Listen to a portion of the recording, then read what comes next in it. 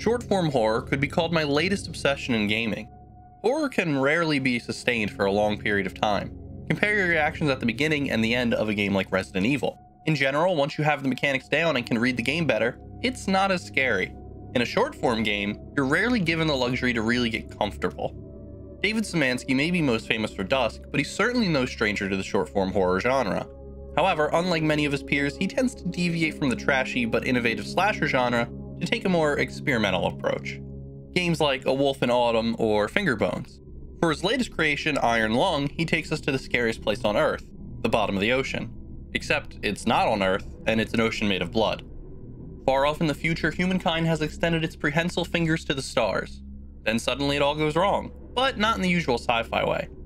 Instead, some mysterious force plucks all of the stars and livable planets out of the void and leaves the remaining humans, the ones unlucky enough to be on ships and space stations at the time, floating with nothing more than darkness, trash planets, and endless suck.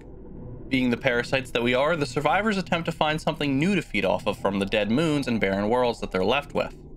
On one particular planet, a sea of blood is found, which sounds like a good indication that there might also be a mountain of meat nearby. Well, no such luck, so they're sending you down to do a little recon for something tasty. Don't get too excited, your crappy submarine wasn't built for these depths, so the hatch is welded shut and the front window is closed. Your only way to navigate is using a map and coordinates. If you're feeling sassy, you can take a photo of what's in front of you. Unless you absolutely and inflexibly need visuals to maintain spatial awareness, photography is your worst option for navigation. It's mostly there so you can accomplish your objectives and assure yourself that you aren't about to get eaten. There's a lot to be afraid of. As you travel from node to node on your map, you're left with only your imagination to theorize what those sounds are outside your sub and what just triggered your proximity sensors. Your submarine is also extremely small and rickety, hardly a trustworthy partner in this expedition. I hope you're not claustrophobic, because the cramped environment alone might make you pee a little. Iron Lung almost seems like the terminal destination for sensory deprivation. Video games have long used things like darkness and fog to limit our vision, but in Iron Lung you essentially have none. You can't even really rely on what you're hearing, though the sound design is absolutely phenomenal. It can be tense when you suddenly hit something that didn't show up on the proximity sensors, and you run back to hit the camera to see if it's still there.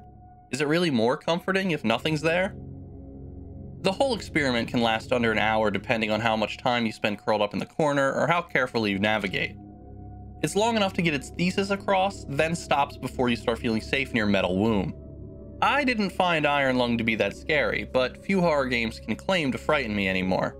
Perhaps it's because I've adopted the philosophy of keeping my head down and working, since there's little else I'm in control of, which I've learned through my days of being an anxious but functional depressive. I can't say for sure what your risk of pooping while playing is. At the same time, the design of Iron Lung captivated me.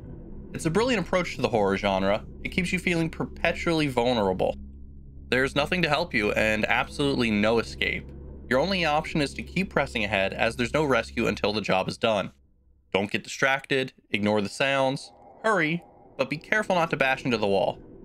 I don't think it's possible to represent that idea better in an interactive medium. Iron Lung really is the perfect short-form horror experience. Thank you for watching today's review. If you liked it, please remember to like and subscribe for more content like this. To see the full written review, other video game reviews, and video game news, head on over to Destructoid.com.